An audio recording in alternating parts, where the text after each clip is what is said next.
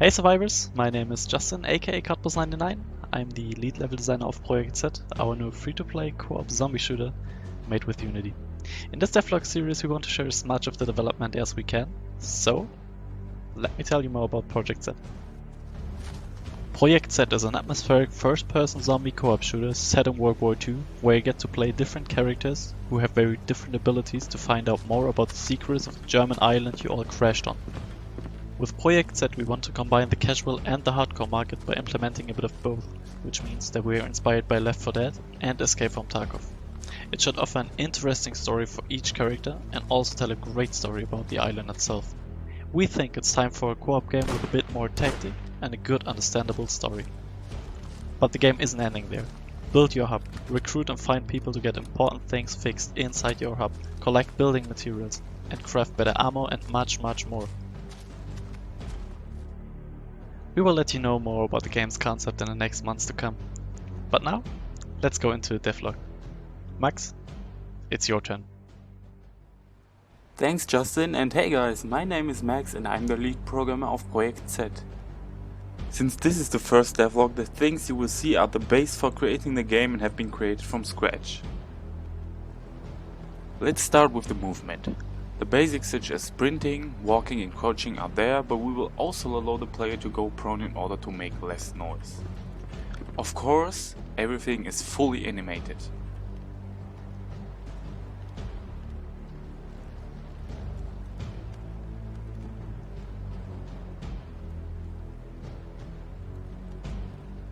As you might have noticed, there is no visible HUD. This is not because we haven't created it yet, but because there will be minimal HUD in this game in order to make it more immersive. In order to check on your character's state, you can perform actions. For now there is only the ammo check.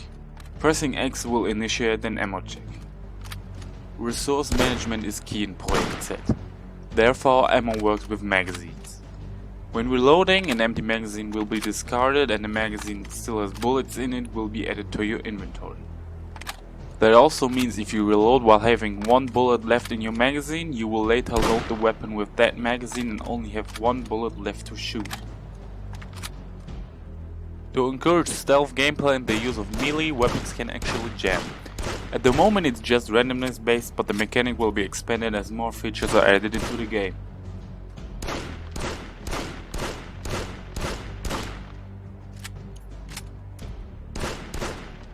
We are also bringing back old school features like leaning and actual recoil.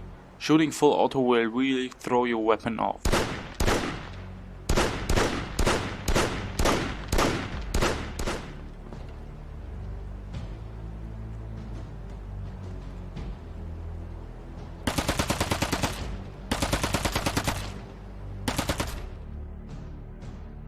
Our animator Adin did a great job of working on all the weapon animations you saw in the background with the awesome sound design of Navarro. Our 3D artist Jan also did a great job of working on new props and buildings like a lighthouse, a tunnel, fences, bunkers and more. And a big thanks to Antonio aka Schwappo for creating the new 340 Nuts website and the newsletter for Projekt Z.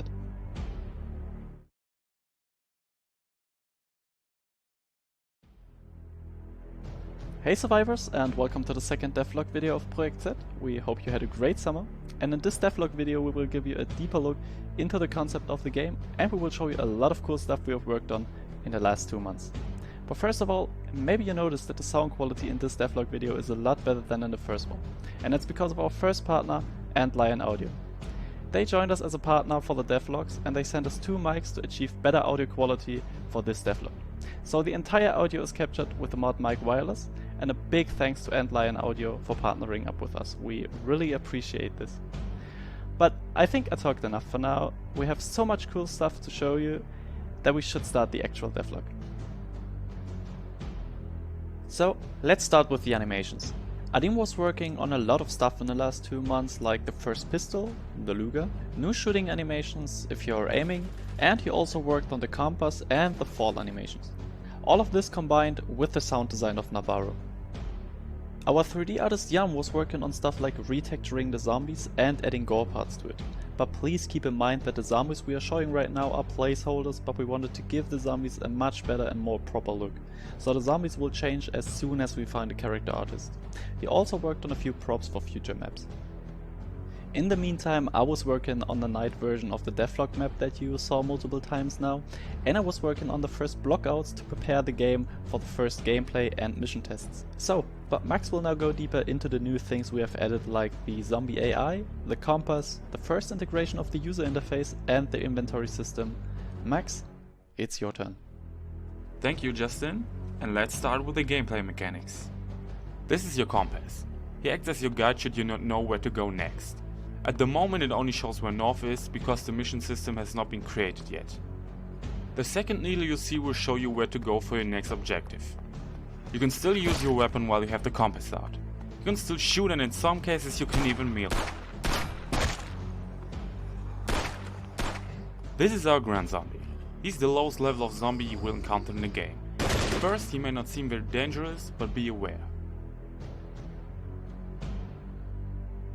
Grand zombies will form herds and roam around together while they are unbothered.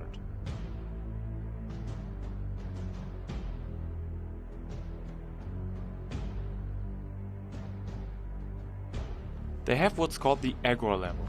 At first they are slow, but as you attack them, their aggro level increases by taking damage and killing their fellow zombie mates. That means as you fight them they become more dangerous. Therefore it should be well calculated whether you want to attack a horde of zombies or try to distract them instead. This applies to the main mode of the game. In a separate wave survival mode they are instantly on a high aggro level. And now the fun part. Zombies can be dismembered. You can blow off their head, immobilize them by blowing off their legs, or disable some of their abilities to attack by shooting off their arms.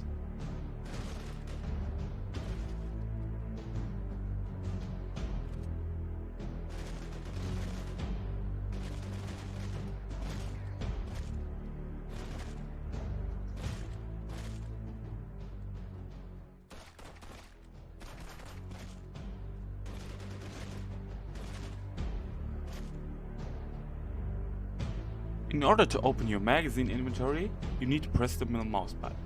On the first screen you can see which magazine types you carry. You can carry up to 6 different types of magazines. Here you can also see the total amount of bullets that you have for each magazine type. If you click on a magazine type, you're into a sub-menu in which you can see the individual magazines that you have and how many rounds each one holds. If you left click on a magazine, you will reload your weapon with that magazine if it's the right one. You can also drop magazines by right-clicking on them. Teammates can also pick these up.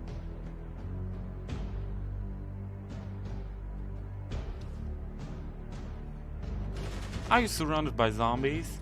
Should you want to escape, be wary of heights. You will not just take fall damage, but if it's high enough, you'll do what we call an anti-hero land. In short, you'll drop your weapon. Should you still die despite your best efforts to escape or fight, you will come back as a zombie and eat your friends. Please note that this zombie will also be AI controlled and you cannot control it yourself.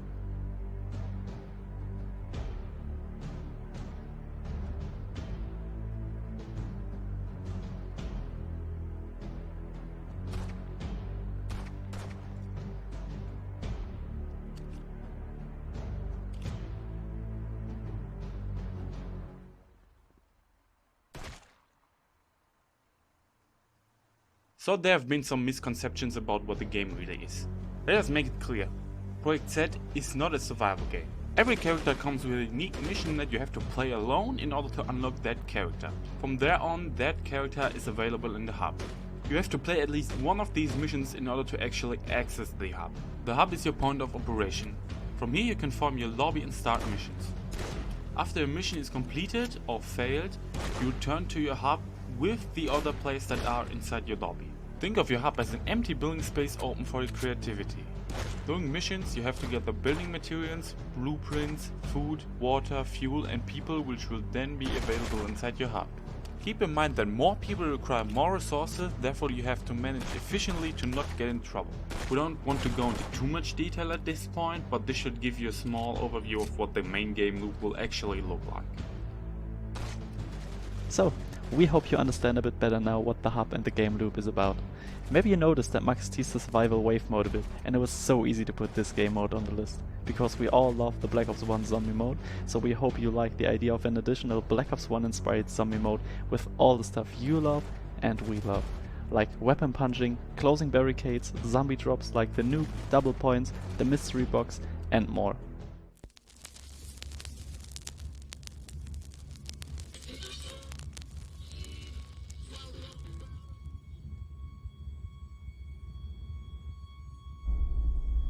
Hey survivors, and welcome to the third devlog video of Projekt Z. The whole team wishes you a happy new year, and we hope you had a great Christmas with your family. Maybe you can see that we moved into another office, and that means that the part of the team is now in Sweden, working 90% of the time on Projekt Z. That will help us to create a better workflow and avoid miscommunication. My name is Justin Miersch, and I'm the lead level designer of Projekt Z. Our team is now working on new stuff for Projekt Z for around 3 months, and we can't wait to show it. So, let's go. We know that it's really immersion breaking if a player leaves during a playthrough, because in 99% of the games, the player model just disappears. Therefore in our game, it's a bit different. When a player leaves the lobby during a playthrough, he has to commit suicide. So every weapon and every grenade comes with its own and unique suicide animation. We also added 2 new weapons, the Mosin and the Stielhandgranate. Both of them were animated by Adin, and with the Mosin we now have the first sniper in the game.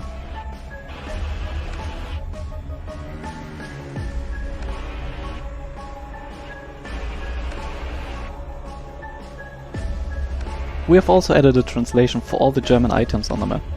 So if you want to know what the graffiti on the wall means, just look at it. This should help to get a deeper understanding of the island and what happened. Do you remember the blockout map from the wave survival mode we have showed in the last video? Jan and I started to add a bit of life to it, so we changed a few things and started with the finalizing process. Obviously it will take a while, but we still want to show that. But yeah, let's talk about the survival wave mode a bit. We think it's perfect working on a mode where the gunplay is the most important part. If the pure shooting of zombies is fun and satisfying, we can move on to the next step. Like the main mission mode with all its glory, like the hub, the missions, the management systems, and more. But I think I talked enough for now, and Max, it's your turn. Thanks Justin, and a very welcome from me too. Even though this devlog is focused on the wave survival game mode, there have still been some changes to the player that apply to all game modes. Because the game is of a more slower paced tactical nature, we decided to add stamina to the game. But let's start with this devlog's core element, the wave survival mode. Let's get started with the basics. The barricades. Zombies spawn behind the barricades and destroy them before entering the playable part of the map. In order to fix them, equip your hammer and hammer the barricades.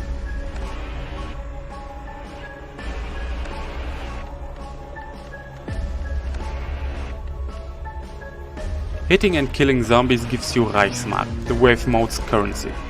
It can be used to buy weapons, ammo and unlock new parts of the map.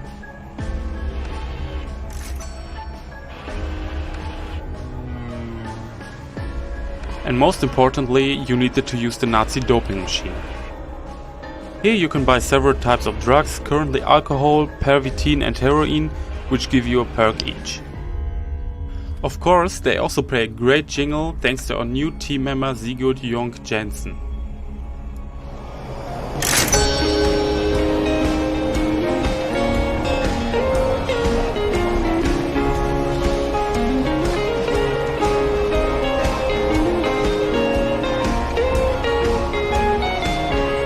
You've also been listening to his new devlog track during this devlog. In order to make the wave survival maps more interesting, the maps themselves are also interactive. The first example of this is a generator that you have to activate in order to access the Nazi doping machines. To activate it, you have to find benzene on the map and pour it into the generator, then it will start up.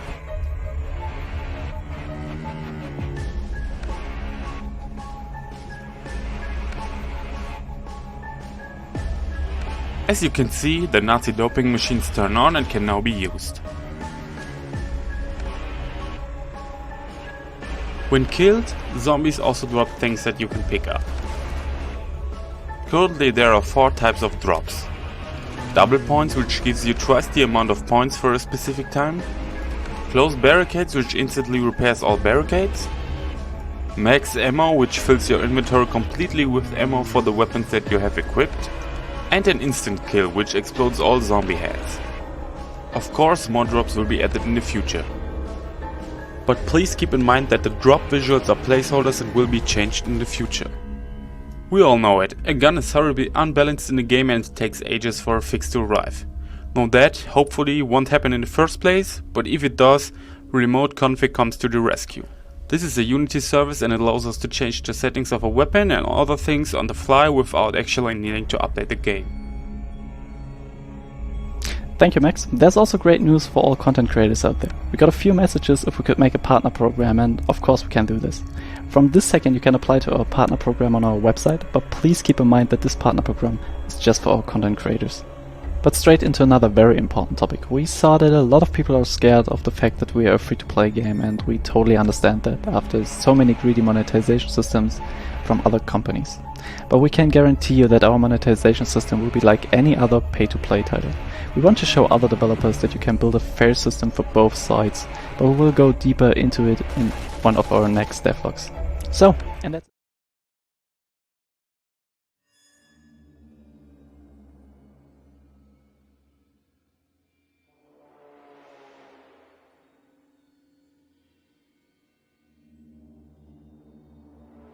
Hey survivors, and welcome to devlog number 4. My name is Justin Miersch and I'm the game and level designer of Projekt Z, and in the last few months we've worked on some awesome stuff that we now want to share. But without any further ado, let's get right into it. In this devlog video we will talk about the future of the entire project, so we will talk about the intro missions, the hub, our new damage system, our inventory system, the monetization system and much more. But we also have some surprises and announcements for you. And the first announcement is right now. I'm so happy to announce that we've released our pre-save Kickstarter page for you so that you can save the campaign and get notified as soon as our Kickstarter starts. We will also drop some new and interesting videos about the game as soon as we get closer to the Kickstarter campaign. And let's go to the next surprise. We also released our Steam store page right at this moment so that you can wishlist Projekt Z on Steam, and because it's free to play, you will get notified as soon as you can start playing. For the Germans out there, you have to wait a bit longer, but we will guarantee you that the game will be available at the same time as for anybody else. These are not the only surprises for this evening. For those watching the premiere, you have to wait a bit longer. For those watching it afterwards, don't skip. But for the new people here watching, what is Projekt Z? Projekt Z is a free-to-play first-person zombie co-op shooter set in World War II. And the goal of Projekt Z is to combine hardcore games like Escape from Tarkov with games like Left 4 Dead and Fallout Shelter. Why Fallout Shelter, you might ask? Projekt Z is very different from other co-op shooters. Instead of just running through missions, doing objectives and killing zombies, you also have to manage your own hub. But I will come back to the hub in a little bit, because before all that you have to choose a character. A character has a passive and an active ability. After choosing a character, you have to play the intro mission of the character you have chosen. An intro mission is a single player mission where we explain the background story of the character and how he got to the island. Next up, we have the hub. The hub is a core element in the game's main mode. Currently, we don't have any hub gameplay to show, but I think it's very important to explain what the hub is. From the hub you can start your missions, but you also can upgrade and equip your own characters. The management is similar to Fallout Shelter and the Fallout 4 mod Sim Settlements. That means you do not have to babysit your survivors, you just need to give them a place where they can sleep and set up their shops. Survivors can be found and recruited during story missions, and each survivor has certain skills that will influence what he can offer in the hub. For example, unique weapon attachments, but you also can expand his knowledge by finding blueprints during the story missions, so that you can build more and better attachments. Of course, like in real life, conflicts will occur between survivors in your hub, and you will need to find a way to solve them. So the game loop is: go on missions with your friends, find building materials, food, water, benzene for electricity and more. After this you go back to the missions and try to find AI survivors to extend your hub. But now, because you have more AI survivors inside of your hub, you need to have more food and water. So you have to manage carefully, and maybe you want to extend one of your shops as well. For that you need more electricity, so it's getting harder and harder over time. There's so much more to the game, but we want to show you that with the real in-game footage later this year. I hope you understand that. We also think it's time for the next big announcement. We're so proud to announce that we now have Nitrado as one of our partners. Nitrado is our official server host for Projekt Z's Wave mode and will help us with their infrastructure to give you the best experience possible. And now to something other. The story of the game, the actual devlog, but I will give these topics to Max. So Max, it's your turn. Thanks Justin, and let's get to it. Well, you've probably all been wondering what's up with the name of the game, and well, it's actually part of the story. The Projekt Z was one of the efforts of the Nazis to develop a weapon that would turn the war around in their favor. It originated from the island the game takes place on. When it was first discovered, one of the Discovery crew members was killed in an accident, or so they thought. After a while he got back up and started attacking his former crewmates. Body shots didn't really impress him, he could only be stopped with damage to the brain. This immediately caught the attention of the Oberkommando der Wehrmacht. Infrastructure on the island was set up and research began on how this phenomenon could be utilized for the purpose of eradicating entire armies. That is not the only research that was going on the island though. Several new Vergeltungswaffen were being developed on different parts of the island, as well as new vehicles, drugs and equipment. The game itself takes place directly after the end of World War II in Germany. Documents about the island had been discovered after das Dritte Reich fell. The Allied forces used several captured German planes to recon the island. Due to an incident in the actual Projekt Z, communications and several other parts of the infrastructure on the island were damaged. Only a small part of the German forces stationed on the island actually knew that the war was over.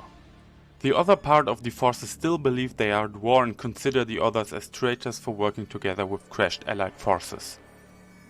The old inventory was completely scrapped and replaced with a new grid-based inventory. The old one was simply too limited for what we wanted to do with the game. Every item from weapons, magazines to medicine and quest items will go here. You can equip other weapons by dragging them onto the corresponding slot. Together with the inventory, our player damage system was also vastly extended. Instead of just simply taking damage to your health, we chose to split it up into different body parts, 15 currently.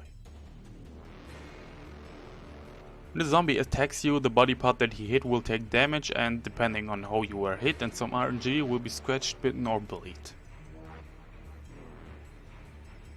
You can heal yourself by either using it with the use button or dragging it onto a specific body part. Currently this is not animated because the animations aren't done yet, but of course in the final game every heal action will be animated. During a fight this way would be very slow and cumbersome. For that a quick heal button will be implemented, which will heal the biggest ones with the supplies that you have. Of course, with other attacks such as ranged attacks from NPCs or environmental hazards, you can also have shot wounds, burns, breaks and more. The damage that you have taken also affects you visibly. You will walk slower and with different animations.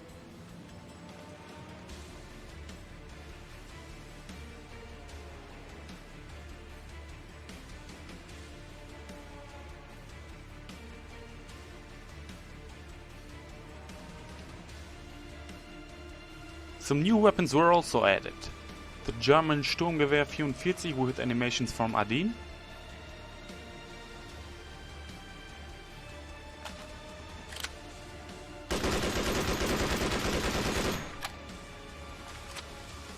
And the American Colt M1911 with animations from Lynx.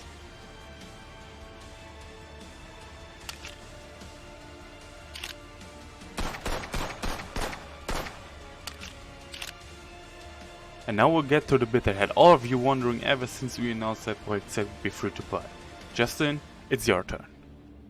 Thank you, Max. Obviously, we have to make some money to keep the development going after the release. And a lot of people are still concerned about our monetization model because you all know Projekt Z is free to play. We're still very early in development, but we want to hear feedback on our first iteration of it. Because as we mentioned in the second devlog, we want to create one of the fairest systems we can possibly think of. And this is only possible with you, the community. Before we start, I have to make one thing clear. The plan we're talking about has nothing to do with the base content of the game. Everything we're talking about is post-launch content. So let's start with the Wehrmachtspass. The Wehrmachtspass is a normal battle pass, but with a few tweaks. First off, the pass will have 30 levels with new skins, hub decorations, player customizations, side missions, a new character with a new interesting player mission, and a new character related weapon variant. What is a weapon variant, you might ask? Instead of selling new weapons, we think we can achieve the same feeling of having a new weapon in a more consumer-friendly way. In general, a weapon variant is just a skin with a slightly changed 3D model and new animations. So all of the stats like damage, fire rate, etc. stays the same. Feel free to tell us your opinion on that kind of system. Next up we have our co-op mission packs, character skins and hub decorations, but I think the names are self-explanatory. But now to the best part, the free content. The idea is to release free content such as new side missions, hub expansions and weapons later. And yeah, you heard me right. The plan is to make all new weapons free, because as we mentioned earlier, we think we can achieve the same feeling of having a new weapon with the weapon variants. But yeah, we know it's very early, but we think sharing our ideas of our monetization system is important, so that you can see that we want to create a good and fair system. So please help us and give us your opinion on our current monetization plan, and please keep in mind that this can change later in development. Okay, that was hard. It's never easy for a game developer to talk about monetization, but we have talked about a lot of cool stuff today, like new features such as the damage system, our inventory system, new weapons and the intro missions, but also the Kickstarter and our Steam page. And we cannot wait to show you the stuff we have planned for the future, like finally co-op gameplay and the hub. But for that we need a bit more time and your support. Feel free to save our Kickstarter page for the day it launched, and also don't forget to wishlist Projekt Z on Steam. I hope I can see you in the next devlog, and until there, have a great one.